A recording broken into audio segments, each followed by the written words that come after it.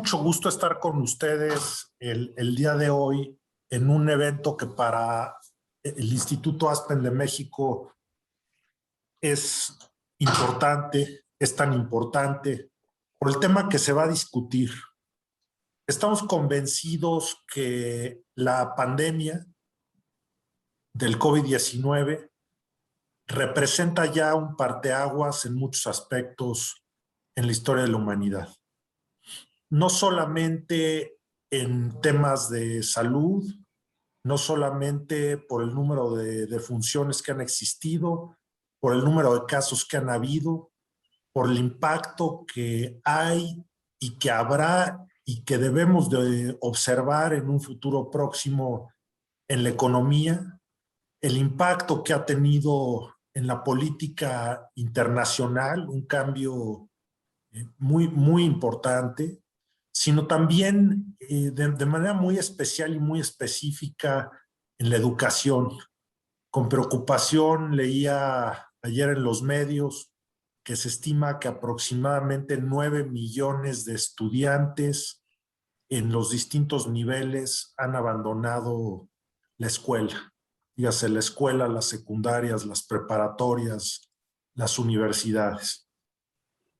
Algunos, debo de decirlo, han abandonado para buscar medios alternos educativos. Me decía alguna amiga que había decidido cambiar a sus hijos de escuela ordinaria a escuela virtual, inscribirlos en una escuela americana para que después le revalidaran en México, que porque de esa manera perfeccionarían el inglés sin necesidad de ir a los Estados Unidos de América. O sea, se empiezan a presentar este tipo de ideas que pueden sonar creativas y pueden sonar distintas y puede ser lo que empecemos a ver hacia adelante un poco más virtual. Eso pues no dejan de ser decisiones un tanto interesantes. Sin embargo, lo más preocupante es la gente que ha tenido que dejar la escuela por cuestiones de carácter económico, por ser partes de grupos vulnerables, por tener que ir a trabajar en lugar de ir a la escuela, y también para terminar, y que es sumamente preocupante, es la parte psicológica y psiquiátrica, en donde ya de alguna manera se está señalando que hasta por salud psicológica habría que regresar a las escuelas. Ahora, el regreso a las escuelas va a ser igual que en el mundo prepandémico. Lo vemos difícil de creer. Estamos seguros que habrá cambios contundentes, que habrá cambios que todavía tendrán que materializarse. Y hoy tenemos con nosotros a dos grandes expertos en materia educativa que nos permitirá conocer su visión de qué es lo que podemos esperar hacia adelante. Creo que nadie lo sabemos, nadie tenemos una bolita mágica, no tenemos el 100% de claridad o seguridad de qué va a suceder. Sin embargo, hay tendencias y expertos como los que tenemos el día de hoy con nosotros, pues seguramente tienen una visión que por lo menos nos indicará la tendencia de hacia dónde vamos. Contamos hoy con la maestra Elisa Bonilla Rius, quien es especialista en educación, educadora mexicana, quien ha trabajado en los sectores público y privado, combinando su trabajo con la investigación. Licenciada en matemáticas por la UNAM, maestra en educación matemática por la Universidad de Cambridge, donde también hizo estudios de doctorado en educación, profesora visitante en la Universidad de Harvard, directora general de desarrollo curricular de la SEP, donde coordinó la construcción del Currículo Nacional de Educación Básica y la educación inicial para niños de 0 a 3 años. Como directora general de materiales educativos de la SEP, coordinó el Programa Nacional de Lectura, que dio origen a las bibliotecas escolares. Fue directora además de la Fundación SM y directora de contenidos educativos de Ediciones SM. Hoy es consultora independiente y ha publicado diversos textos sobre temas educativos. Elisa, muchas gracias por estar con nosotros el día de hoy. Muchas gracias por la invitación, es un honor, es un gusto. Gracias. Tenemos con nosotros al doctor Fernando Reimers, quien es profesor de práctica de la educación internacional de la Fundación Ford y director de la Iniciativa Global de Innovación Educativa de la Universidad de Harvard. Fernando Reimers es experto en el campo de la educación para la ciudadanía global. Su trabajo busca comprender cómo educar a los niños y jóvenes para que puedan desempeñarse en el siglo XXI. Es profesor de educación internacional en la Escuela Superior de Educación de la Universidad de Harvard, y así como director de la Iniciativa Global en Innovación Educativa en la misma institución. Es integrante de la Comisión de la UNESCO para los futuros de la educación y ha escrito y editado o coeditado 26 libros académicos, publicado más de 100 artículos y capítulos sobre la relevancia de la educación para un mundo cambiante. Con colegas de la OCDE, el Banco Mundial y otras instituciones internacionales, lidera un esfuerzo para apoyar la continuidad educativa durante la pandemia COVID-19 con investigación aplicada. Qué importante trabajo. Muchas gracias, Fernando, por estar con nosotros, por tu generosidad de compartir este espacio, este tiempo con nuestro público. Y le voy a ceder la palabra a nuestro moderador de estos ciclos de conferencias, Enrique Berruga Filoy, quien pues es un internacionalista de primera, un escritor de primera, un académico de primera, con una gran experiencia, una gran trayectoria internacional, entre ellos, como ya lo sabemos, los que asistimos a estos webinars, ex subsecretario de Relaciones Exteriores, ex embajador de México ante Naciones Unidas, ante Costa Rica, ante Irlanda, ante la República de Irlanda, entre muchos otros cargos muy relevantes. Qué mejor que coordines y moderes este panel el día de hoy, Enrique. Te cedo la palabra. Muchas gracias, Luis. Gracias por la introducción. Y gracias a Elisa y al doctor Reimers por su participación, muy apreciado su tiempo por parte de nosotros. El foro que estamos denominando el día de hoy lo hemos llamado ¿qué necesitamos aprender ante un futuro incierto? Fue la fórmula que se nos ocurrió como, digamos, gran paraguas para lo que queremos investigar. Eso es exactamente lo que queremos investigar hoy. ¿Qué tipo de aprendizaje, qué tipo de habilidades, conocimientos, educación continua, etcétera, debemos de tener actualmente, no solo por la pandemia, como lo mencionábamos hace un rato, sino también por los cambios.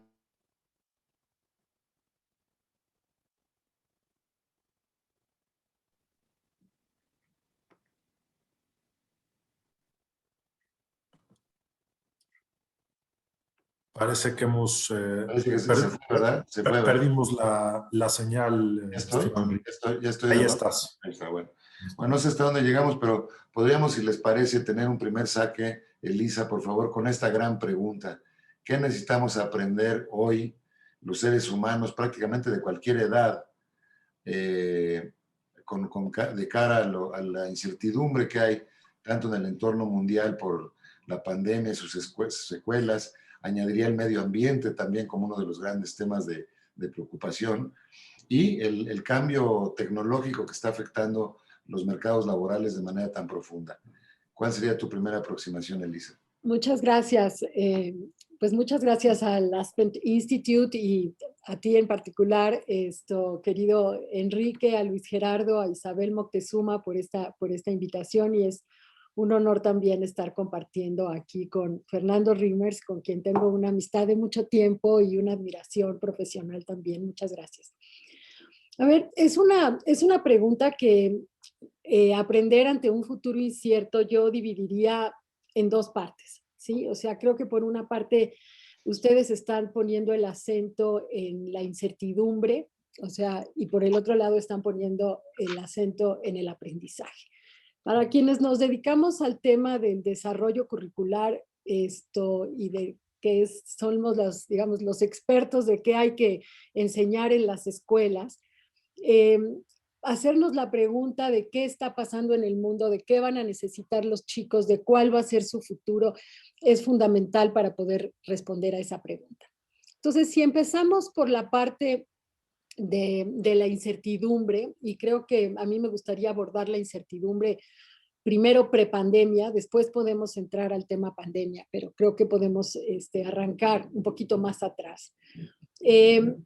Al final del día, esta pregunta en la escala grande de qué deben aprender todos los niños, es una pregunta que los países se hicieron hace no tanto tiempo, más o menos con la segunda revolución industrial.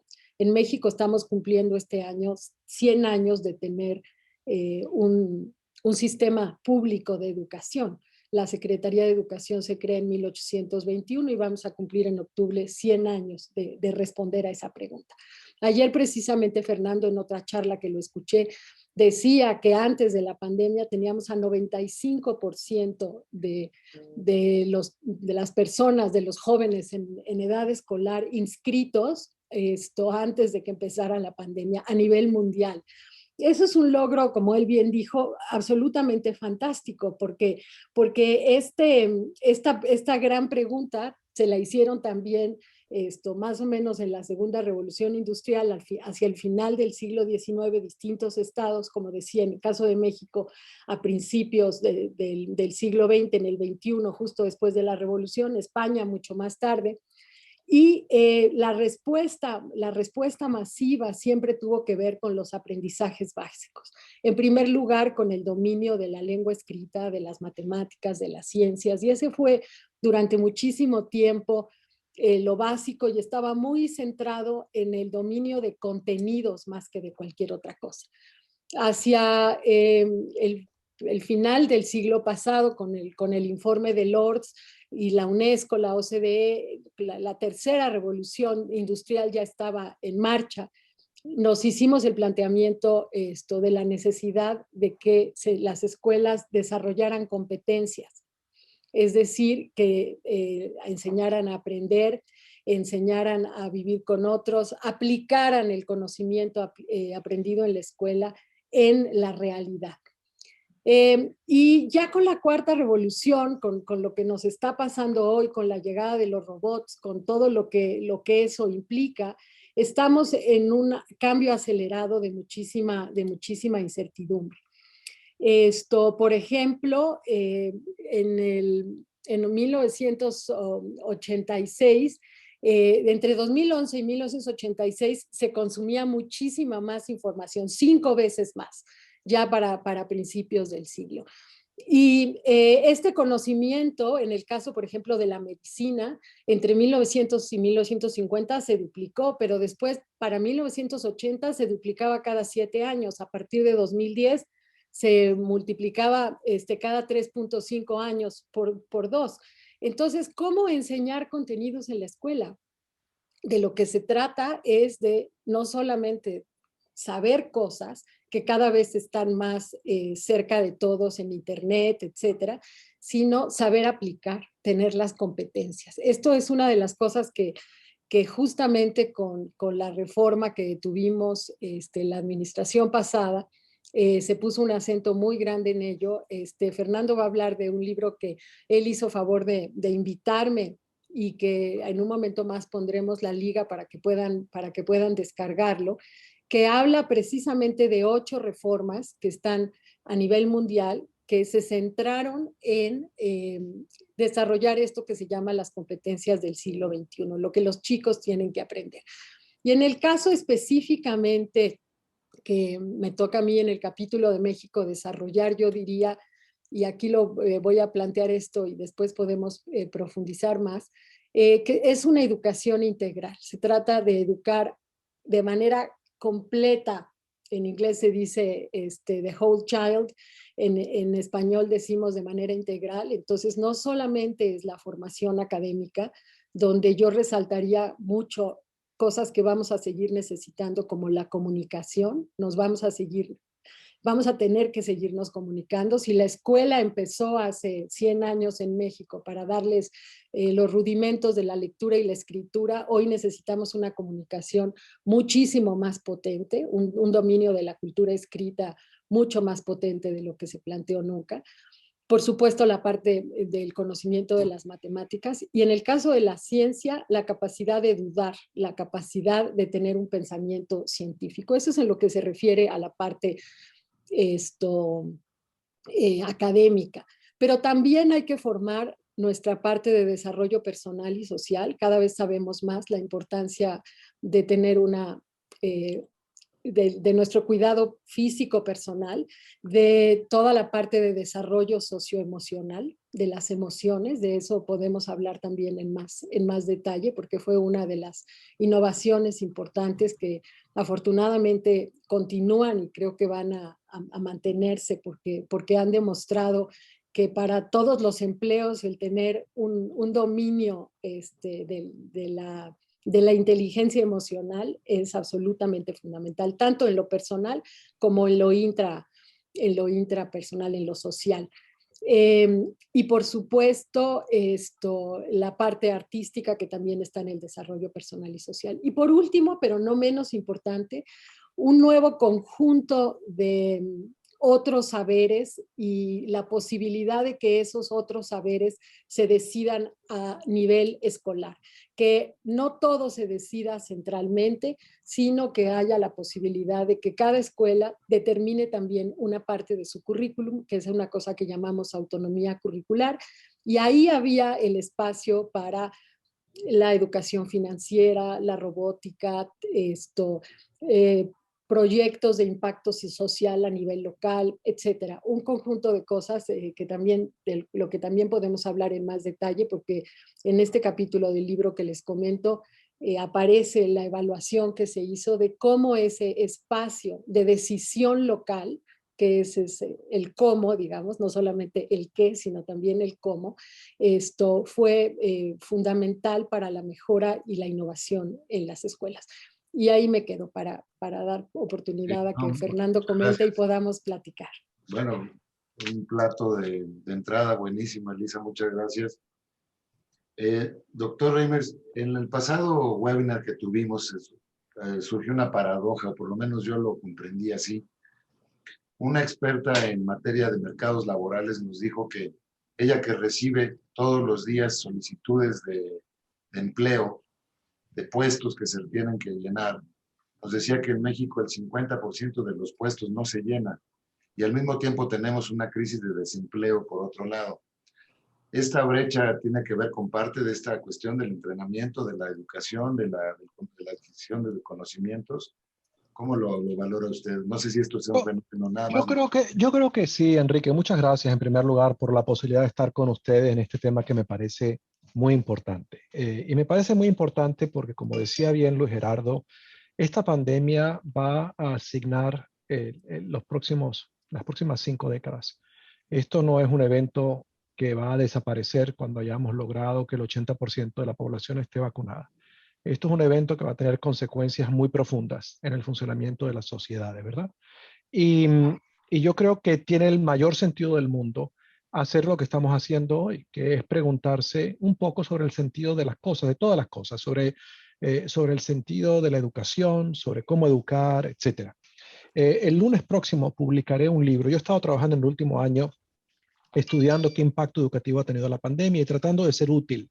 Y el lunes vamos a publicar un libro donde con mis estudiantes de posgrado tenemos 10 estudios del impacto de la pandemia, incluido un capítulo sobre Querétaro y uno sobre Sinaloa. No les voy a anticipar lo que dice el libro, lo pueden ver, lo vamos a lanzar junto con la reunión de ministros que organiza UNESCO la semana próxima. Pero aparte de ese libro, he hecho otros. Y realmente la historia de esta pandemia, de hecho, el título de este libro, he estado tratando de buscarle el lado positivo a este asunto. Y la verdad, cuando escogimos el libro, esto se llama Una calamidad educativa.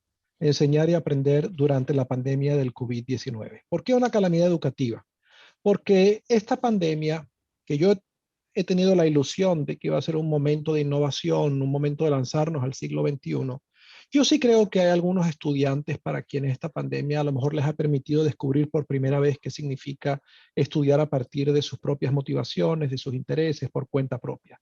Pero en general estos son estudiantes que están relativamente seguros, cuyo bienestar material, económico no ha sido particularmente afectado por la pandemia, que están en lugares donde tienen buena conectividad, que tienen padres educados y, y que tienen a lo mejor escuelas y profesores que han hecho un mejor trabajo apoyándoles a aprender a distancia. El porcentaje del total de estudiantes que están en esta categoría depende entre países. Por ejemplo, en Finlandia, estos son muchos estudiantes. En Noruega también. En Singapur son casi todos. En Estados Unidos a lo mejor es el 20%. No sé cuántos serán en México. Pero para el resto de los estudiantes, esta pandemia no ha sido ninguna oportunidad maravillosa. Esta pandemia ha sido, como lo decía Luis Gerardo, como lo decía Elisa, una época primero de gran angustia. Angustia porque han sido afectados directamente, porque sus padres no tienen la opción de trabajar desde la casa y por lo tanto saben que se juegan la vida cada día que salen a trabajar.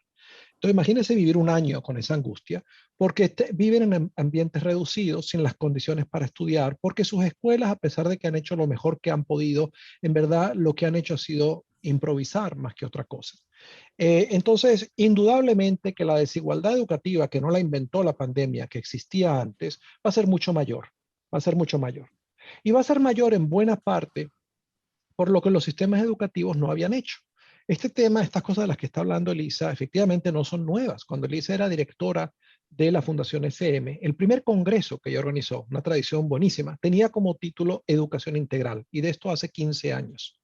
En este libro, que yo les animo a que leen, el capítulo que Elisa ha escrito tenía claramente una enorme claridad sobre cuáles son las competencias que los estudiantes tenían que desarrollar para funcionar en este mundo. Y yo no tengo duda que si los estudiantes tuviesen esas competencias, habrían llevado mucho mejor esa circunstancia. La gran pregunta que hay que hacerse en un momento tan crítico como este es, ¿por qué la sociedad mexicana dejó descontinuar esta reforma? Eso es, en un momento de gran sinceridad como este, lo que todos tenemos que hacer es mirar al espejo y decir, ¿y qué hice yo para permitir que hubiera unas condiciones que aumentaron la vulnerabilidad de los sistemas educativos de la sociedad y que están haciendo que esta pandemia pueda dar al traste hasta con la democracia? Yo creo que así de seria y de profunda es la crisis en la que estamos. Entonces, para regresar a la pregunta de qué enseñar, bueno, yo creo que lo que hay que enseñar, reconociendo la calamidad educativa que representa esta pandemia, es a la gente que hay que educarla para la vida. Y educarla para la vida incluye todas las competencias de las que está hablando Elisa, y incluye sobre todo ayudar a la gente a desarrollar un proyecto de vida. Cuando uno mira en las evaluaciones de la OCDE, que son más conocidas porque miden las capacidades de lenguaje y de matemática y de ciencia, pero que también le preguntan a los estudiantes, ¿y tú estás feliz con tu vida? ¿Y tu vida tiene propósito? Bueno, nada más hay un 30%, uno de cada 3 jóvenes a los 15 años de los que están en la escuela, que como ustedes saben no son todos, que le ven sentido a su vida. O sea, un 30% no le ven sentido. Un 30% son acosados en la escuela. Un 30% son infelices. Cuando uno mira cómo enseñan los profesores, en una encuesta del 2018 administrada también por la OCDE, los profesores en general son bastante buenos transmitiendo contenidos. Todos resumen lo que van a decir al principio, lo conectan con lo que enseñaron antes, etc. En lo que no son tan buenos es en poner a sus estudiantes a colaborar, a resolver ellos mismos problemas, a colaborar en desafíos que tomen más de una semana. Es decir, no son buenos en las cosas de las que está hablando Elisa. Entonces, la pregunta para una conversión como la nuestra es, bueno, ¿y qué podríamos hacer de cara a futuro? ¿Qué podríamos hacer, qué podamos hacer nosotros? Y yo creo que lo que hay que hacer es buscar puntos de entrada. Y este libro, al que quiero referirme, recién publicado, da un camino, da un camino. Yo he estado trabajando en los últimos 7 años tratando de ver cómo puede uno construir un currículum y una pedagogía poderosa a partir de problemas serios como eliminar la pobreza en el mundo, de problemas serios como asegurar que en el mundo hay igualdad de género, de problemas serios como asegurar que todo el mundo tenga salud. Y yo creo que a partir de problemas serios, uno puede en primer lugar definir competencias para los estudiantes que estén alineadas con eso. Es decir, no decir que los estudiantes deben aprender que hay un objetivo que se llama un mundo sin pobreza, sino preguntarse, ¿y qué tiene que saber un egresado de bachillerato para construir un mundo sin pobreza? Y cuando uno tiene claridad sobre esas metas, entonces puede construir una serie de experiencias que vayan llevando a los estudiantes de ser novicios a ser expertos. Y eso es lo que hice con un grupo de colaboradores hace unos cuantos años, desarrollando una cosa que se llama el Curso Mundial. Y el Curso Mundial es un currículum absolutamente alineado con los Objetivos de Desarrollo Sustentable, con la Declaración Universal de Derechos Humanos, que tiene nada más dos virtudes y varias grandes deficiencias. Las virtudes son que supone que los alumnos son inteligentes. Está basado en la premisa que si uno supone que la premisa es que nuestros estudiantes pueden ascender a nuestras expectativas más altas hacia ellos o descender a nuestras expectativas más bajas hacia ellos.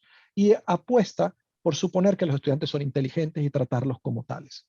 Esa es una virtud. La segunda virtud de este libro es que hace posible hacer visible y por lo tanto público un proceso que solamente los mejores educadores hacen en privado, que es evaluar las dos hipótesis sobre las que se basa cualquier currículum. Si yo enseño A, mi alumno aprende B, y si mi alumno aprende B, las consecuencias para el alumno son C, D, I, E. Pero esa evaluación la hacen muy pocos educadores, y cuando lo hacen en la intimidad de su corazón. Y yo lo que propongo en ese libro es que esa evaluación en verdad es un experimento, como el experimento que hace el que está evaluando diferentes maneras de curar un virus. Y esos experimentos deben ser públicos y deben ser hechos con unos métodos que sean compartidos por la profesión para que ese conocimiento no sea conocimiento privado, sino conocimiento público que mejore la profesión. Bueno, esas son las dos virtudes. La gran deficiencia de esto la descubrí cuando se vendieron 20.000 ejemplares de este libro en el primer año y empecé a escuchar un montón de gente que lo estaba enseñando. Y las deficiencias son de este tipo. Aquí son 350 unidades. Un semestre es salud pública. El supuesto es que nadie puede funcionar ni comprender el siglo XXI si no entiende salud pública. Y el primer tema de salud pública se llama pandemias. Entonces me llama la superintendente del distrito de Watertown. Me dice, Fernando, yo no tengo ningún profesor que entienda una pandemia, mucho menos enseñarla. Aquí hay una unidad que se llama democracia y la fragilidad de las democracias. Yo no tengo profesores que puedan enseñar esto. Entonces, una de las deficiencias de este libro que está basado en la premisa de que si uno cambia el currículum, cambia el mundo. La otra deficiencia es que este currículum promovía que había que inventar una asignatura nueva que se llamaba un curso mundial a la que se le dedicaran 8 horas a la semana, todas las semanas, desde la primera semana de parvularia hasta la última de bachillerato. Y que todo el resto del currículum iba a estar conectado ahí. Y hay un par de escuelas, o unas cuantas, más que un par, de escuelas privadas de élite en el mundo que enseñan esto, pero la verdad la mayor parte de las escuelas no lo hacen. Yo no conozco ninguna pública que lo enseñe. Entonces lo que descubrí de esos errores fue que el currículum solo no hace verano, que uno tiene que tener un proceso de gestión del cambio en la escuela, que cree las condiciones para enseñar ese currículum, que desarrolle la capacidad de los profesores para hacerlo. Entonces produjimos una versión 2.0 del libro que se llama Empoderar alumnos para mejorar el mundo en 60 lecciones. Y esto lo que tiene, la diferencia es que tiene un protocolo que dice cómo se gestiona un proceso de cambio en la escuela, cómo puede uno cambiar, y da un ejemplo de 5 lecciones por grado, con la intención de que esas 5 lecciones por grado, esas 60 lecciones no son sino un punto de entrada, que con el tiempo los profesores van entendiendo, les cae el 20 y se olvidan de las lecciones. Entonces esto sí ha sido utilizado en muchos sitios. Y ya hay, por ejemplo, en Estados Unidos, en el estado de Michigan, hay distritos escolares que han adoptado esto. Y en un tiempo relativamente corto, yo veo como los profesores lo entienden. Siguiendo este proceso, las lecciones iniciales, que no son sino una muletilla, al final ya no les hacen falta. He estado trabajando con una escuela en Colombia ya por 5 años. Están haciendo cosas bellísimas y ya ni se acuerdan de las 60 lecciones. He estado trabajando con una red de 10 escuelas en España. En año y medio, lo mismo, están haciendo cosas maravillosas. Pero también, para regresar al tema de la política, en el estado de Puebla, la secretaria de Educación, Patricia Vázquez, se entusiasmó mucho con esto y lo colgó y lo difundió. Y bueno, cambió la administración y ya ni siquiera está la página que estaba ahí. Por cierto, les cuento, para hablar otra vez con sinceridad, yo le regalé este libro al CREFAL. Le dije, tienen derecho de circularlo, es un bien público. Y CREFAL lo publicó y lo editó. Y bueno, otra vez cambió la administración y entiendo que hay cajas en el CREFAL que no se han repartido del libro. Entonces yo creo que esas son de las cosas de las que hay que hablar, porque en verdad los desafíos para educar a la gente para el siglo XXI tienen menos que ver con tener claridad sobre cuáles son las competencias y más que ver con el valor que tenemos cada uno de nosotros como ciudadanos para asegurar que la escuela hace lo que le toca, que es darle a todos la posibilidad de convertirse en arquitecto de su propia vida y en alguien que pueda contribuir a su comunidad. Y bueno, lo que trata de hacer este último libro es decir, bueno, ¿y cómo puede uno establecer una comunicación, un diálogo con el resto de la sociedad para lograr eso? Entonces, por eso me alegra mucho este foro, porque yo sí creo que esta calamidad global que ha generado la pandemia va a ser mucho más dura en sitios como México que en sitios como Finlandia y Singapur. No tengo la menor duda. No tengo la menor duda de que el descalabro económico y social y político que esta pandemia puede crear puede agravar muchísimo los problemas que México tenía antes de la pandemia. Y yo creo que le toca a las personas de buena voluntad, como los que nos escuchan, en los que están aquí, preguntarse no qué va a hacer el gobierno, porque no me queda claro que el gobierno tiene una estrategia clara de qué hacer en este sentido, sino qué vamos a hacer los demás para asegurar que esta pandemia de verdad nos produce un mundo mejor, con más posibilidad de enseñar estas competencias en las que ya hay cierta claridad hace tiempo de cuáles son. Parecería que, bueno, siempre un reto de la educación ha sido diseño hoy un currículum que va a tener, debe tener una proyección a los próximos 10 años o 15 años, ¿no es cierto? Pero ahora el cambio es tan rápido que a veces el currículum desde el momento que está diseñando va siendo obsoleto. ¿Cómo se atiende un reto? Tú has estado en esos temas, Elisa, de diseño de currículums. Ante la velocidad del cambio, ¿cómo ajustas esto? ¿O es un cambio de paradigma ya total en la educación? Sí, yo me sumo a lo que estaba diciendo Fernando. Creo que en la pregunta que ustedes hacen, el acento está puesto en el qué, pero que es muy importante que nos movamos del qué al cómo, porque el qué, esto ya lo dijo, estaba en el modelo educativo de los aprendizajes clave, está en los materiales que él ha desarrollado y que nos está proponiendo y que además dice, primero lo hice en 350 lecciones, luego lo hice en 60, aprendí de esto, me encanta esta idea de aprender del error, de que podamos dudar y volver a hacer. Entonces, tener una ruta es importante, pero la ruta no es suficiente. O sea, el asunto es cómo llegas allá, ¿no? Entonces, yo te voy a hablar de dos cosas para verdaderamente empezar a aterrizarlo en cuestiones más concretas, ¿no? En los cómo. De acuerdo. En el caso de la reforma anterior, nos hicimos varios planteamientos. Un primer cómo tenía que ver con un conjunto de principios pedagógicos que estaban planteados para que los maestros los fueran desarrollando poco a poco. O sea, no se vale decir que tenemos, como decía antes, que dominar la cultura escrita, que ser capaces de comunicarnos, si no vemos nunca a nadie ni leer ni escribir. Entonces, por ejemplo, modelar el aprendizaje era uno de los cómo muy importantes. Transformar la escuela y la gestión de la escuela para que todos los que están dentro de ese espacio estén absolutamente concentrados en que los alumnos aprendan. Eso parece que es lo obvio, pero no es lo obvio. O sea, las escuelas pueden estar ocupadas de muchas cosas que no son necesariamente el aprendizaje de sus alumnos. Burocracia, llenado de formatos, de estadísticas, pero no están necesariamente ocupados Los temas sindicales, ¿no? Fernando dijo muy rápido de pasada el tema de las expectativas. El tema de las expectativas es crítico, lo sabemos por lo menos desde los años 60 del siglo pasado. Si yo tengo expectativas altas de mis alumnos, conseguirán cosas de nivel superior. Si mis expectativas son bajas, si yo pienso que en esta escuela están tan vulnerados socialmente que no van a llegar muy lejos, claramente no van a llegar muy lejos. Entonces no son cosas tan complicadas, ¿no? Son cosas a veces que parecen de sentido común, pero que implican un cambio de cultura para voltear todo a que los alumnos desarrollen su máximo potencial, lleguen tan lejos como puedan llegar y a que generemos oportunidades de aprendizaje que sean equitativas. Es decir, que el código postal en el que naces no determine cuáles son tus oportunidades. O sea, si estás a 6 kilómetros de una escuela de organización completa, nadie te lleva en un transporte escolar en este país a esa escuela.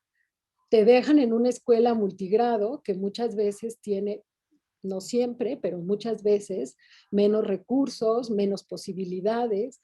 Y entonces no hemos hecho, por ejemplo, una revisión territorial de qué es lo que tendríamos que estar haciendo con las escuelas de México para que todos los alumnos tuvieran oportunidades equivalentes y la oportunidad no dependiera de a cuántos kilómetros están de la cabecera municipal donde están las escuelas que sacan mejores resultados académicos. Entonces, cada una de esas cosas tiene que ver no solamente con el qué, sino con los cómo. Los cómo dentro del aula, que ya decía yo al principio que tienen que ver con la pedagogía, con evaluar de otra manera, con cambiar la forma de, o sea, no nada más dar una clase, sino responsabilizarnos del aprendizaje de nuestros alumnos y cambiar todo lo que tenemos que cambiar en nuestra práctica pedagógica para que ellos realmente aprendan. Y también a nivel del sistema educativo, tanto como digo, en lo territorial, como en las responsabilidades, como en cada uno de los actores de este sistema, sea un asesor técnico pedagógico, un supervisor, un director, enfocados en que los niños aprendan y no en N otros asuntos que durante años fueron los que pues mueven al sistema educativo y que van dejando el aprendizaje pues como una cosa que depende de si los niños tienen condiciones de educabilidad y de sus capacidades individuales y todos los demás se marginan de esa responsabilidad. Hacernos todos responsables de que los niños aprendan es un paso muy, muy importante que ya se había empezado a dar en el sistema educativo y que ojalá no demos pasos hacia atrás. Parte de esos cómo estoy leyendo un poco, Elisa, lo que estás planteando, como un modelo más descentralizado, ¿no es correcto? ¿Es correcto? Pues mira, en los cómo, en el caso mexicano, hay una centralización del currículo que se cuestionó ya en la administración pasada, dando un porcentaje importante de decisión a las escuelas. Si ves en el libro que nos enseñaba Fernando, donde está el capítulo que yo escribí sobre México, está el capítulo de Brasil. Brasil hizo todo el esfuerzo, muy interesante, de tener un currículo nacional, porque ahí también puedes ver lo que quiere decir. Estados Unidos es un caso, por ejemplo, que lo planteó con los estándares en su momento, para tener una cierta base común que nos haga ser parte de un país, ¿sí? Entonces, los porcentajes de cuánto es nacional y cuánto es local pueden variar. Ahí permíteme detenerte porque tengo en la punta de la lengua desde hace rato la inquietud que me gustaría trasladarle al doctor Reimers por el libro que acaba de editar, que tiene que ver con un ciudadano global.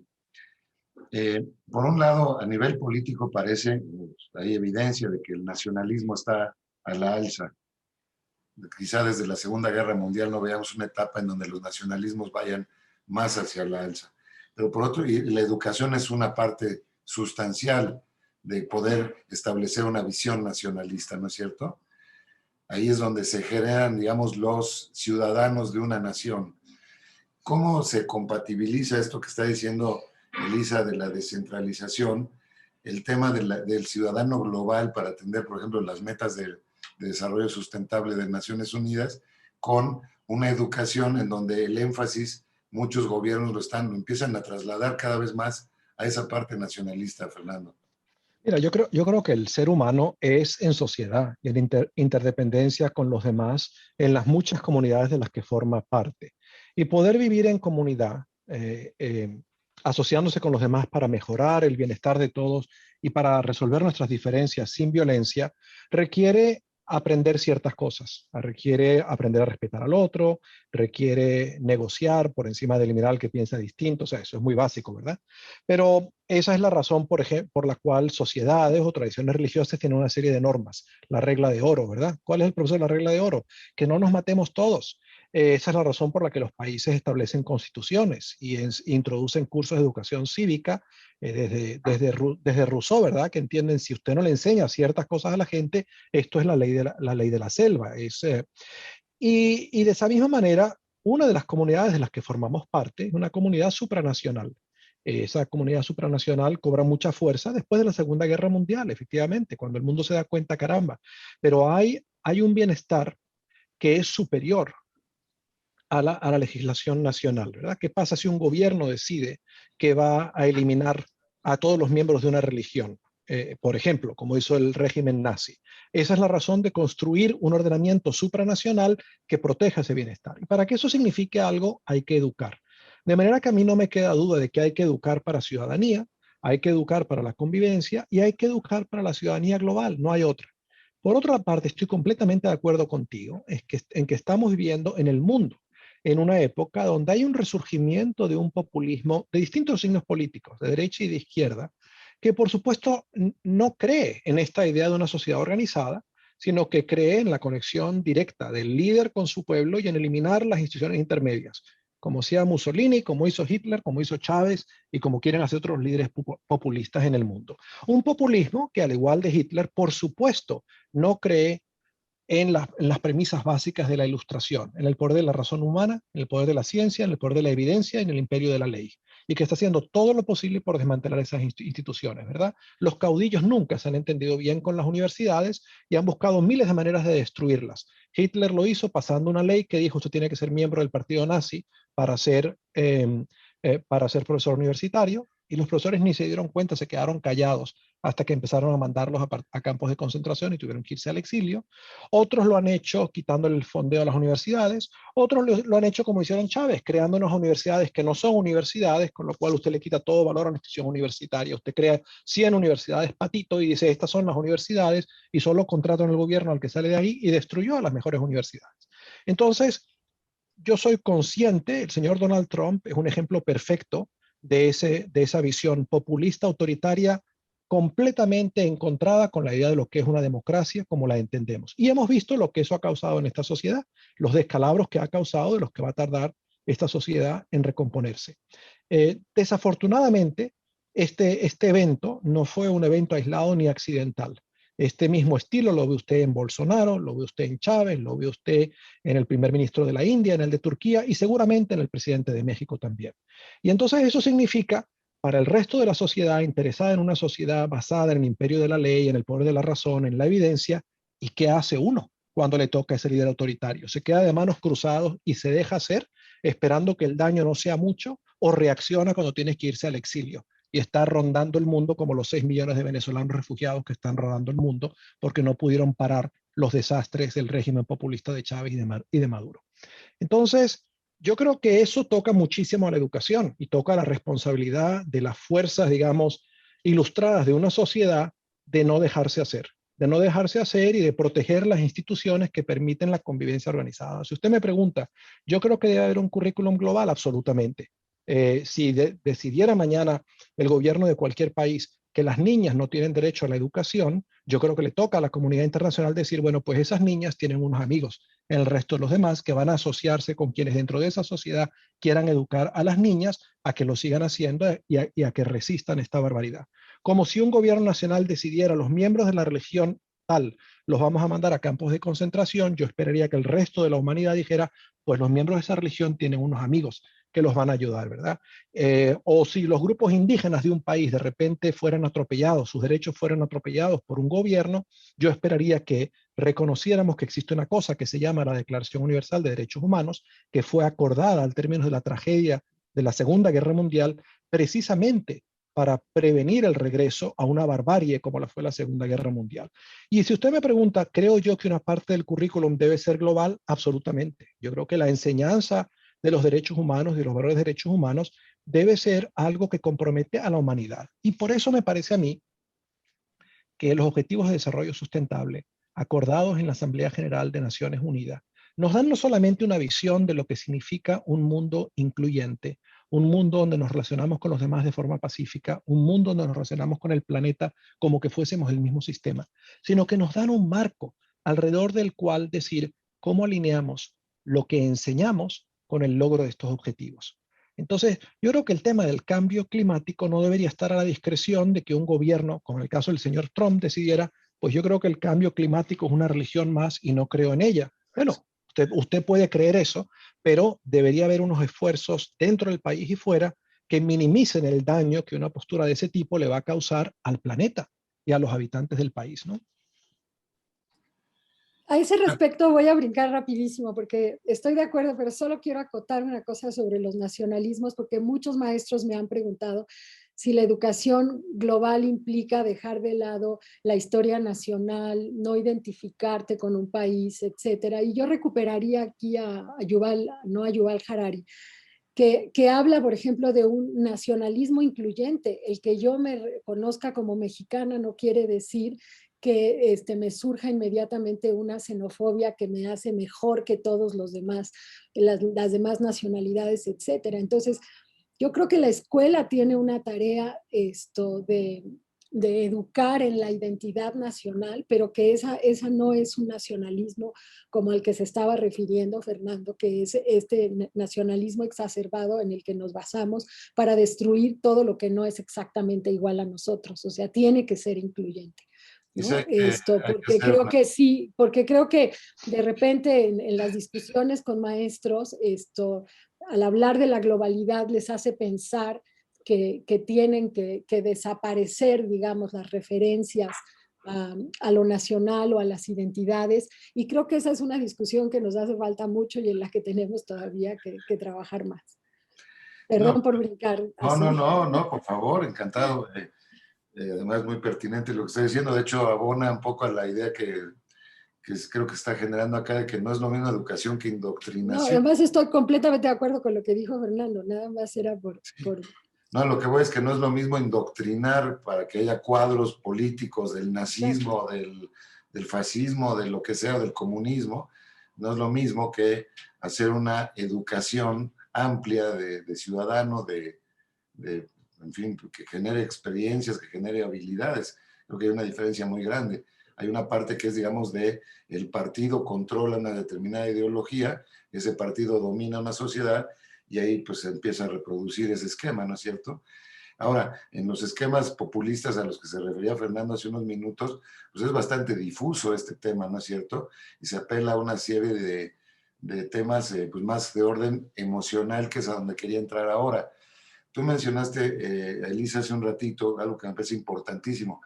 Dentro de este nuevo currículum, llamémoslo así, la inteligencia emocional es algo que debe desarrollarse porque si no, no se puede funcionar, ¿no es cierto? Sí, y bueno, y se abona lo que Fernando comentaba, un dato espeluznante, que 30%, uno de cada 3 chicos, no tiene ninguna idea de para dónde quiere ir, para qué sirve su vida, en qué puede ser, digamos, un socio útil de la sociedad, en fin.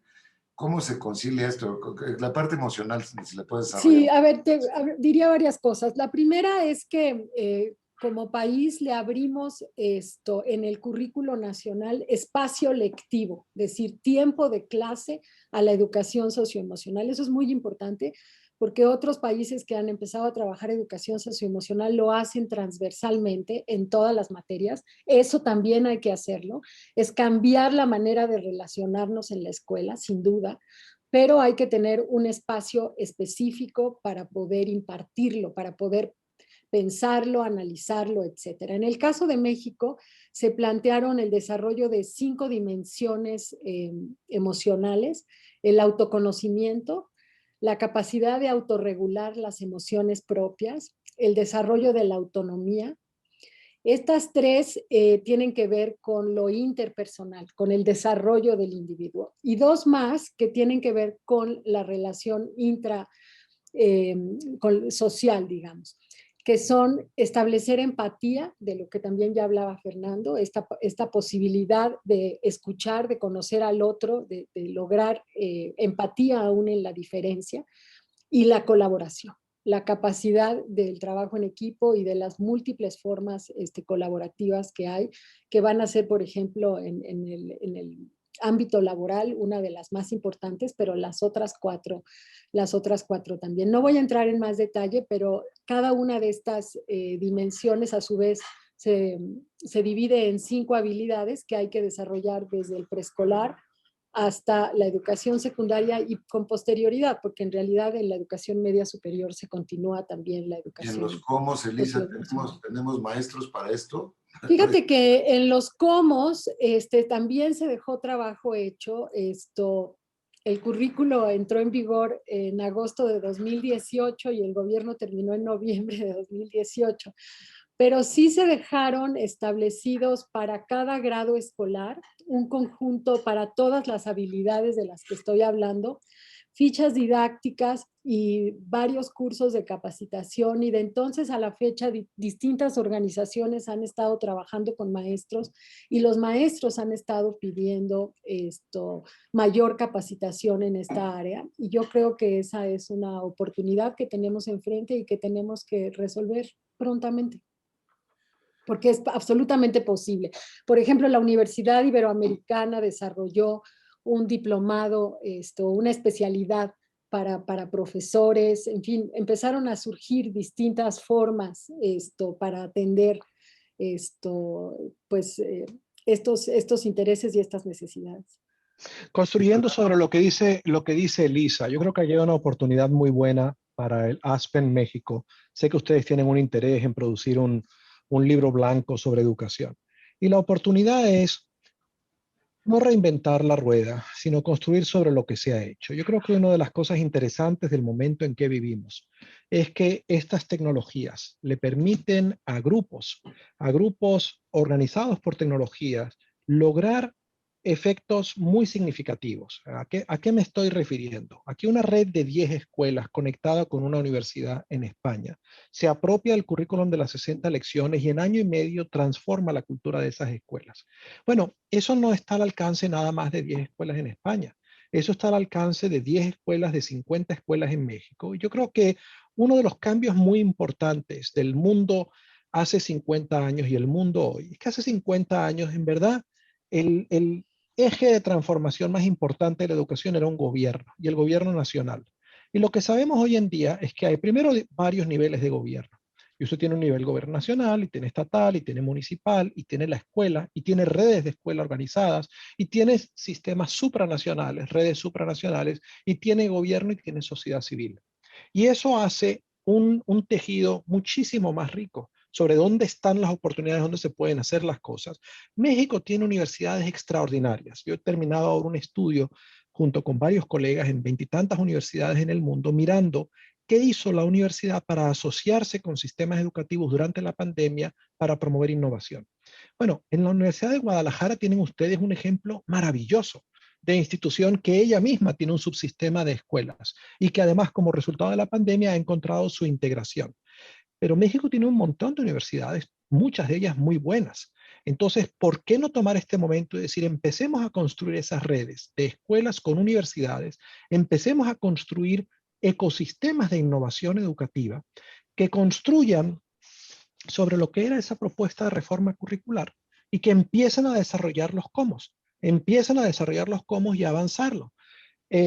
Creo que va a ser importante hacer esto porque al salir de la pandemia, cuando se terminen de contar los muertos, desgraciadamente, va a ser muy evidente dónde estuvo el liderazgo y dónde estuvo el mal liderazgo de muchos gobiernos. Y eso va a producir una situación donde la sociedad civil se va a dar cuenta de que hay límite en cuánto puede contar con el gobierno y que hay cosas que las va a tener que hacer porque el gobierno, sobre todo, no está ausente, ausente de políticas, ausente de ideas, ausente de capacidad. Y bueno, ese es el momento para que instituciones como las universidades, como otras agrupaciones, ustedes mismos, el Aspen, yo saludo, pero con el mayor entusiasmo a esta iniciativa en México, la creación de la Red de Mujeres por la Educación. ¿Qué son las Mujeres por la Educación? Un esfuerzo de la sociedad civil desesperada frente al vacío de liderazgo que dice, aquí no hay que esperar que nos den permiso, aquí hay que hacer cosas. Y yo creo que hay un poder enorme, es un ejemplo muy bueno del nuevo poder.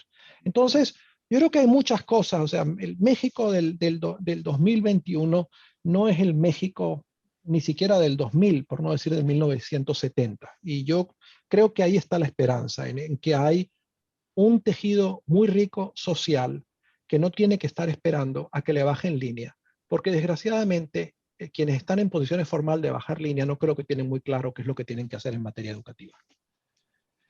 Fernando, ¿cómo explicas esta atonía que se da en muchos estudiantes en que no tienen como un sentido de vida, un sentido de trascendencia de lo que quieren hacer con su vida? ¿Es mayor ahora que en el pasado? Eso no lo sé porque no tenemos información en el pasado, pero en cierta manera no debería sorprendernos. No debería sorprendernos porque si usted mira cómo se enseña en la escuela, a nadie le ayuda a desarrollar demasiado sentido de vida el pasarse 6 horas escuchando que le hablen. Entonces, cuando usted mira cómo enseñan a los profesores y se da cuenta que hay muy pocos que le dan a un estudiante un desafío que no tiene una solución obvia, que le permiten que persevere en hacer algo más o menos complejo, que le permiten conectar lo que está aprendiendo con lo que pasa fuera de la escuela, pues por supuesto que no encuentra sentido. Por otro lado, si uno lo busca, uno también encuentra dentro del sistema, el sistema mexicano. Una de las cosas más interesantes que yo he visto, lo utilizo en mis clases, todos los años repito esto. Hace unos cuantos años, ya como 15, fui a un congreso en Monterrey para buscar innovaciones sociales para reducir la pobreza. Ustedes saben que en México las universidades tienen una práctica muy buena, que es pedirle a los estudiantes unas ciertas horas de servicio social. Y esas horas unas universidades las aprovechan mejor que otras. Bueno, la Universidad de Nuevo León había convertido eso, le hablo hace 15 años, en un curso de emprendedurismo social. Y habían decidido que iban a promover las capacidades de creatividad, de innovación de sus estudiantes. Bueno, a este congreso al que yo fui, donde nos enseñaron innovaciones para reducir la pobreza, la mejor innovación, no se me olvida hasta ahora, la había generado un joven de 20 años, estudiante de ingeniería, tercer año de la carrera, donde él se acerca a su profesor y dice, yo quiero reducir la pobreza. Y el profesor le dice, muy bien, vamos convirtiendo eso en un problema más pequeño, porque ese problema es muy grande. ¿La pobreza en dónde? Búscate un sitio donde haya pobreza y te vas ahí, te pasas un tiempo y trata de entender por qué hay pobreza y lo resuelves. Y el muchacho se buscó un sitio a 2 horas del centro de Monterrey, en las afueras, en estas zonas que no tienen servicios, muy pobres. Y bueno, se pasó 2 semanas ahí y entendió rapidito lo que pasaba. Lo que pasaba era una migración del sur al norte. Estos jovencitos se iban a trabajar en la fábrica, se enamoraban, y en cuanto que las muchachas quedaban embarazadas, los muchachos se desaparecían de la película. Y entonces esta niña se quedaba sola con un bebé, lejos de la familia, avergonzada de decir a la familia, ¿y ahora qué hago? Y pasaba a la pobreza extrema. Y entonces este joven dijo, bueno, ¿qué puedo yo hacer? Y tuvo la idea genial de decir, bueno, ¿y por qué tiene que ir a la fábrica? ¿Por qué la fábrica no puede venir aquí? Y se consiguió un pequeño préstamo de la municipalidad de $5,000, con los que montó un curso de 3 meses para enseñarle a estas jóvenes a hacer jabón líquido. Y estas niñas pasaban en 3 meses a pasar de ganar 0 a ganar un sueldo mínimo, que no es mucho, pero una rentabilidad social de pasar de 0 a un sueldo mínimo es una rentabilidad superior a tener un grado en Harvard o en el ITAM o en el TEC de Monterrey o en la Universidad de Nuevo León. Entonces, lo interesante de esta historia es que esto lo inventó un joven de 20 años. Y lo inventó un joven de 20 años porque su universidad confió en él, en que él podía resolver problemas serios. Y le dio la infraestructura, le dio el currículum para decir, vamos aprendiendo a resolver problemas como son. Yo creo que esta posibilidad, esto no debería ser excepcional. Yo no debería estar repitiendo la misma historia por 15 años. Esto debería estar ocurriendo para cientos de miles de jóvenes mexicanos todos los años y no está ocurriendo. Yo creo que esto se puede cambiar. Sí, ese cambio de chip es importantísimo. Me parece que no se vea tan paternalista, ¿no? La educación, hay unos que educan y otros que reciben la educación nada más, sino un sistema más colaborativo quizá. No sé si en este momento quisiera hacer algún comentario, Luis. La verdad que es de una riqueza extraordinaria lo que estamos discutiendo. Y antes de pasar a los comentarios y las preguntas de nuestro público, quisiera que tomaras la palabra. Gracias, Enrique. Creo que ha sido una plática, una discusión muy interesante, extraordinaria, que a mí me deja ciertas preocupaciones.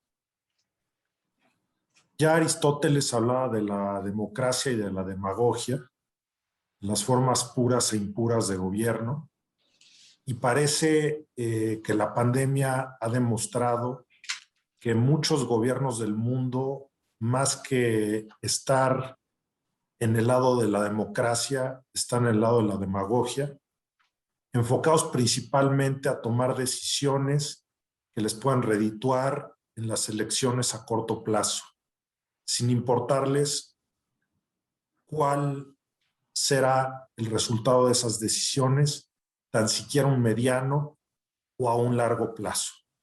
Entonces, yo les quisiera preguntar a los dos, lo que estamos viendo en este momento en la educación, y me pareció muy, muy interesante la reflexión de Fernando, que esperaba, y yo creo que todos los que somos optimistas, esperamos que una situación como esta, lo que hemos vivido en COVID, y estoy seguro que así ha sido en muchos aspectos, pero esperamos que en la educación hubiera habido la oportunidad de crecer en diversos aspectos. Y hoy estamos viendo que COVID deja a 9 personas, y no estoy seguro que sea solo COVID, pero deja a 9 millones de personas fuera de la educación en México. Se ve también, decíamos, los efectos psicológicos, psiquiátricos en la población estudiantil. Yo que soy profesor universitario, cada vez veo menos comprometidos a mis alumnos a través de las clases virtuales, a pesar de los esfuerzos que hacemos por interesarlos en lo que se platica. Entonces, la pregunta es, ¿esto está representando una crisis en materia educativa a nivel internacional? ¿Está mostrando las deficiencias que traíamos ya en el sistema educativo, pero todavía las está todavía radicalizando la problemática en mayor grado? Entonces, la pregunta es, ¿regresaremos a clase? Hoy estaban diciendo que algunos dicen que la pandemia se resolverá a nivel mundial a finales de 2022. En Estados Unidos parece que ya hay avances importantes, en otros países hay mayor lentitud. En ese momento, ¿qué sucederá? O sea, ¿cuál sería el objetivo? Porque parece que en vez de estar pensando en cómo mejorar la educación, lo único que se ha hecho es simplemente mantener mantener las cosas en un nivel mínimo de exigencia en tanto salimos de la pandemia. Y en ese momento, ¿cuál va a ser el impacto de estos 2 años perdidos con un nivel, ya no digamos de excelencia, porque ya no hay un compromiso con la excelencia, sino es simplemente un compromiso con mantener las cosas, me parece, en un nivel mediocre? Mira, yo creo que, por supuesto, yo quisiera al despedirme compartir mi pantalla un momento nada más, porque no querría irme sin dejar un poco de esperanza. Y lo que quiero decir, aunque efectivamente el título de este libro que vamos a publicar es Una calamidad global, yo creo que uno no debe hacer de esto una crónica de una muerte anunciada, sino que debe hacer lo posible, lo que esté de su alcance, para mitigar el daño educativo que esta pandemia ha causado y en lo posible por revertirlo. Es decir, no está contada la historia. Si estos chicos, digamos, al término del año próximo, uno hace un esfuerzo por buscarlos, por hacer programas de recuperación, bueno, ese es un escenario. Si uno no hace nada, si no los busca, pues estos millones se quedan fuera. Aquí ven ustedes en estas láminas los enlaces donde pueden encontrarse estos libros y luego este libro que les animo a todos a leer, y les animo a leer el capítulo que ha escrito Elisa sobre México y a mirar también capítulos de otros países, porque creo que detrás de esos esfuerzos que están descritos en estos libros están las ideas que nos hacen falta para hacer de esta pandemia la base, el crisol de un renacimiento educativo, si todos nos planteamos hacer lo que nos toca y lo que esté a nuestro alcance para producir esas cosas. Y yo creo que todos podemos hacer mucho. Es decir, el que tiene un móvil hoy en día tiene más poder del que tenía Lorenzo de Medici cuando manejaba Florencia. Y Lorenzo de Medici animó un proceso que produjo un renacimiento en Italia, que sacó a Italia de la Edad Media al Renacimiento. Entonces lo digo con toda seriedad. Ese efecto Medici que ha estudiado alguna gente, donde a 15 años de la pandemia de la peste bubónica, Florencia se convierte en el crisol del Renacimiento italiano. Esa posibilidad la tiene cualquier grupo que está con la red de mujeres de la educación. Podrían ser los Medici el Aspen Institute, podría ser el Medici de México, ¿no? Y asociándose a estas redes pueden hacer mucho. Yo creo que eso es lo que nos toca hacer. Yo no me preocuparía tanto en esperar a ese momento de cuando regresemos a la normalidad, porque nadie sabe cuándo vamos a regresar a ese momento, sino que me preocuparía en decir, ¿y qué vamos a hacer mañana? Y después de mañana, ¿qué vamos a hacer el lunes próximo? Porque el hecho es que es ahora cuando hay que estudiar y buscar a esos alumnos. Y cuando uno mira y empieza a mirar, por ejemplo, experiencias comparadas, uno se da cuenta, por ejemplo, que en este libro que verán ustedes publicado la semana próxima, en el caso de Costa Rica, hay una práctica muy interesante de simplemente que cada profesor diga dónde están los alumnos, buscarlos uno por uno y los que no están ahí, de los que no saben, hacer un esfuerzo por buscarlo, decir, ¿dónde estás tú? ¿Abandonaste la escuela? ¿Por qué? ¿Qué podemos hacer para ayudarte? O sea, hay cosas que se pueden hacer desde ya y que yo creo que toca impulsar. Yo creo que esta idea de esperemos, como que estamos viviendo una especie de provisionalidad que va a desaparecer, es muy contraproducente, porque si usted compara el mundo, se da cuenta de que América Latina es la región del mundo que ha tenido escuelas cerradas por más tiempo, casi un año y más, como que están esperando en Latinoamérica a que esto pase. Y esto no está claro cuándo va a pasar, ni cuándo vamos a saber qué pasó. Entonces, lo que habría que preocuparse es en decir, bueno, ¿cómo creamos las mejores posibilidades de aprender ahora? Lo que para mucha gente debería significar alguna forma de presencialidad, por cierto. No quiero despedirme sin insistir en el tema de que esta idea de que no se puede ir a la escuela no tiene sentido. Ahora, yo sé que en algunos países los gremios magisteriales han dicho hasta que todos estemos vacunados no vamos a la escuela. Bueno, yo creo que esa es una conversación que hay que tener, porque no está claro por qué los gremios tienen que tener un derecho diferente al que tiene cualquier otro ciudadano en este sentido. Es decir, las enfermeras no han pedido eso y se han jugado la vida por cuidar el bienestar de la gente. O sea que yo creo que yo insistiría en dos mensajes. Hay que reabrir las escuelas en la medida máxima posible y dar algún tipo de educación presencial. Y segundo, hay que dejar de esperar a que esto pase y hay que preocuparse por cómo sostener las oportunidades de aprendizaje ahora.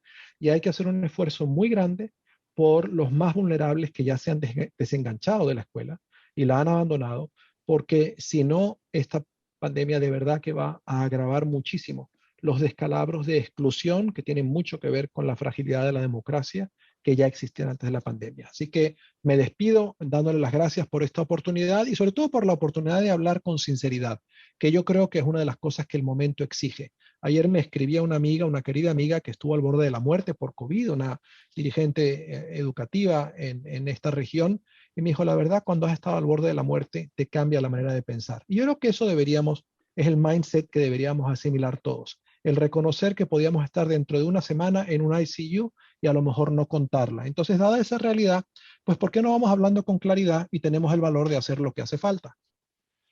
Llama, de hecho, muchísimas gracias, Fernando, y llama la atención, quizá con tus palabras recojo una reflexión que es, ¿por qué no tenemos un debate nacional sobre esto? Verdaderamente que este tema del cual estamos hablando fuera una de esas cosas que se hablara todos los días. Somos un grupo muy pequeño que estamos tratando de empujar este tipo de reflexión a partir del Aspen en este caso, pero la verdad es que no es una cuestión que vean en las primeras planas nunca, ¿no? Que estén los grandes políticos, los grandes empresarios de México metidos en esto, diciendo, bueno, es que por aquí nos tenemos que mover y estamos en la pedacería o en cuestiones muy superfluas, normalmente metidos en la coyuntura y no discutimos estos temas tan importantes para el futuro, pues en este caso de México.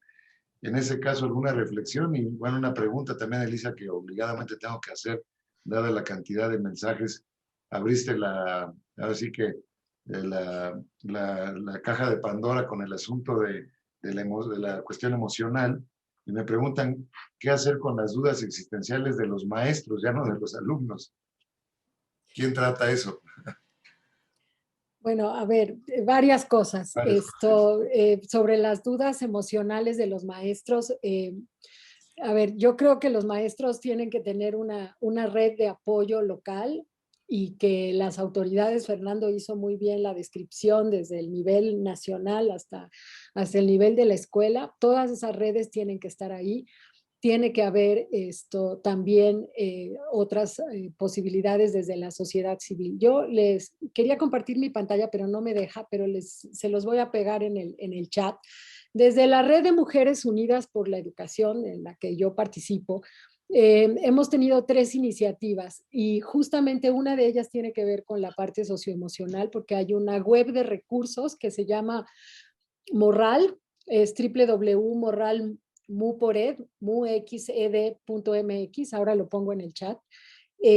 Ahí hay una sección socioemocional, está llena de recursos. Leslie Serna y Mari Carmen Campillo han hecho un trabajo espléndido de tomar, porque básicamente lo que hicimos fue tratar de ver qué es lo que ya había para sistematizarlo. Y eso está en esa web. Lo otro que hicimos y que me parece que también va muy al punto de cómo seguimos, porque yo creo que necesitamos darle más espacio. Por un lado, la discusión, como tú le estás planteando, general, de la mayor importancia pública, pero también la libertad a nivel local para tomar decisiones, porque se está esperando a tener una decisión única, general, que sirva en este país de 126 millones de personas para todos, ¿no? Más de 50 millones de alumnos si lo tomamos desde los 3 años hasta los 30. Esto no es posible que se tomen decisiones generales para todos igual, entonces hay que dar ese espacio. Y ahí hicimos un policy brief que se llama Regresar a clases sin dejar a nadie atrás, que retoma de todas las organizaciones multilaterales, de distintas universidades, gobiernos, etcétera, que justo estamos ahora por sacar la versión 2.0, porque esta salió en septiembre, pero que está llena de ligas y que puede ayudar a las comunidades a empezar a discutir y a tomar decisiones, porque justo para eso está.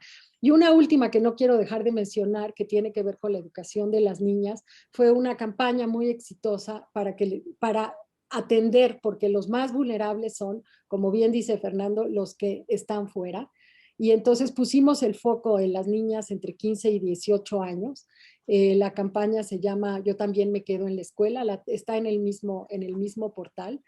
Y ahora se está extendiendo esta campaña a toda América Latina. Gracias al apoyo de otras fundaciones. Entonces, a través de la sociedad civil nos estamos organizando para estas decisiones, y a todos los que preguntan sobre educación socioemocional, pues los invito a acercarse al Morral y a preguntarnos. Y muchísimas gracias por este espacio. Fernando, un gusto como siempre compartir contigo, Luis Gerardo del Valle y Enrique Berruga y de Aspen Institute. Realmente muy, muy buena labor la que hacen, y estamos aquí para seguir apoyando juntos por esta causa que me parece que es tan importante. El futuro va a ser lo que nosotros hagamos de ese futuro también, no solamente lo que nos pase. Muy, muy agradecidos con ustedes dos. Lo que nos hemos impuesto acá en el Aspen México es tratar de elevar el nivel de discusión, de posicionar temas complejos que están siendo ignorados por la sociedad y que no deberían hacerlo. Me parece que es ahora sí que del libro de texto, ¿verdad? Esta es una cuestión medular para el futuro de cualquier sociedad, la mexicana desde luego, y pues qué mejor. Y muchísimas gracias, Fernando, muchísimas gracias, Elisa, por estar en este esfuerzo que estamos tratando de encauzar. Así es que yo con esto me despido. No sé si quieras decir alguna palabra final, Luis, por favor. Muchas gracias. Solo agradecerle nuevamente a Fernando, Elisa, a Elisa, a Fernando, esta participación en donde han apuntado temas muy relevantes, muy críticos. Creo que debemos de tenerlos muy en cuenta, Enrique, para los trabajos que tendremos que emprender en adelante en Aspen. Ambos han apuntado lo delicado de la situación educativa en Latinoamérica como consecuencia de la pandemia. Ya teníamos una problemática en el sistema educativo y ahora la pandemia simplemente provoca que el problema sea todavía más acentuado. Habrá que entender ahora, como consecuencia de la pandemia, cuáles son los pasos que tendrá que seguir México para no solamente ahora avanzar en el sistema educativo, sino cómo recuperar lo que se ha perdido. O sea, no solamente es cómo redireccionar con todo este avance digital que hoy tenemos, sino cómo recuperar todo lo perdido.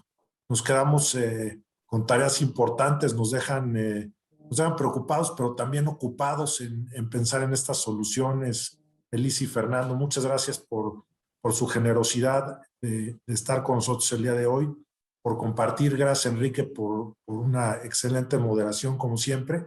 Y pues estaremos viéndonos en nuestro próximo webinar.